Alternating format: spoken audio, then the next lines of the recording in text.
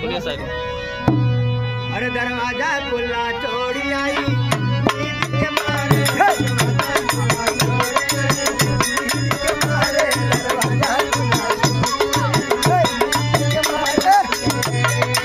नींद के मारे हो नींद के मारे नींद के मारे हो नींद के मारे दरवाजा खुला छोड़ी आई, नींद के मारे दरवाजा खुला छोड़ी आई।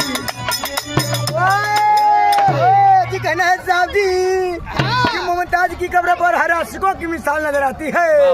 अजी मुमताज की कब्र पर हर आशिकों की मिसाल नजर आती है।